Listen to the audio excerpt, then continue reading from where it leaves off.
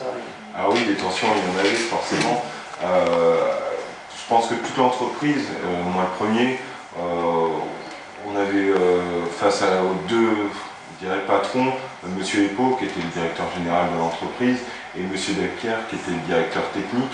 Je pense que tout le monde aurait bien voulu que ces gens-là partent peut-être plus vite, tout simplement parce qu'on avait le sentiment qui nous avait un petit peu poussé vers la chute de l'entreprise. Est-ce qu'il y avait beaucoup de travail? Alors, moi quand je suis arrivé en 2005, c'était une entreprise vraiment en pleine expansion, ça embauchait, il y avait un gros carnet de commandes, et au fur et à mesure des années, je dirais que pendant 3 ans, ça a été très correct, avec un chiffre d'affaires quand même assez important. Moi qui étais dans les bureaux, je voyais les chantiers qui étaient engagés, c'était vraiment des gros chantiers, hein, beaucoup de chantiers parisiens. Je dirais que les 2 dernières années, c'est allé petit à petit en baissant avec forcément beaucoup moins de finances et une activité qui se réduisait petit à petit et des fournisseurs qui ne nous faisaient plus confiance. Donc l'activité a baissé, je dirais, en 2 ans, est passée d'une grosse exploitation à rien du tout sur la fin. Quelles étaient les faiblesses de la SNSL? Alors, les faiblesses de la SNSL, je dirais qu'il y en avait pas tant que ça. À part la direction qui avait vraiment, je pense, un autre souhait que de faire un développement de cette entreprise-là.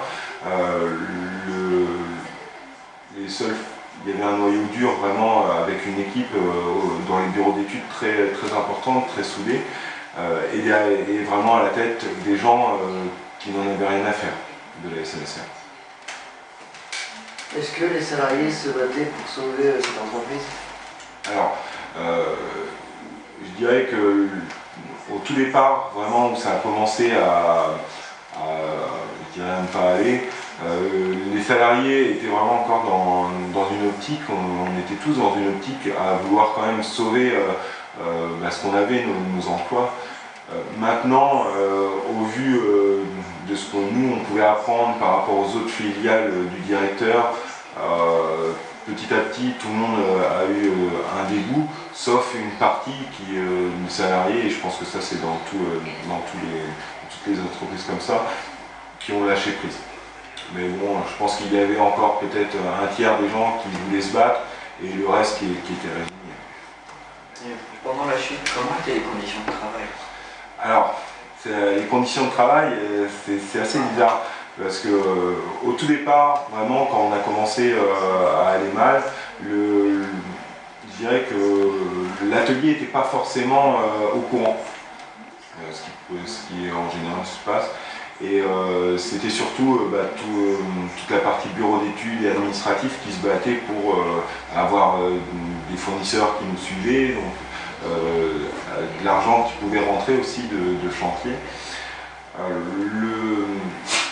dirais que ça a été, surtout sur la fin, des parties de poker, par exemple. Moi je me souviens que vraiment sur 1 mois et demi, 2 mois juste avant la fin, il n'y avait plus aucun travail. Vous entendiez plus les machines que quelques-unes qui travaillaient, et le reste c'était des pokers, des tables de poker ou des tennis-ballons dans un atelier, je ne sais pas si vous l'avez visité, mais immense. Est-ce que les salariés s'attendaient à cette faillite malgré des espérances? Alors, je pense que dans l'esprit de tout le monde, il n'y avait pas forcément de comment. SNSL, c'était une valeur sûre dans le point. Personne n'aurait pensé que cette entreprise-là aurait pu couler. Surtout que l'annonce qui avait été faite quand ça avait été racheté, c'était de développer encore plus l'activité, notamment de l'aluminium, des portes de feu et aussi de la charpente. Je dirais que personne n'a vu venir.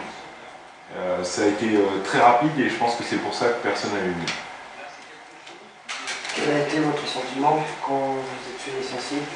Bah, un grand gâchis, parce que c'est vrai que c'était une entreprise locale qui était juste à ma porte. J'avais 3 minutes pour aller au travail, une ambiance assez sympa, donc vraiment un gros gâchis pour moi. Êtes-vous attaché à cette entreprise? Alors oui, parce que c'est ma première entreprise, c'est juste après mes études, c'est vraiment cette entreprise-là qui m'a donné ma chance, qui a permis que je me forme, parce qu'aujourd'hui vous savez bien que juste avec les diplômes c'est difficile de trouver un travail, donc j'étais très attaché à cette entreprise. Oh, merci beaucoup. Merci et bonne continuation, messieurs. Merci.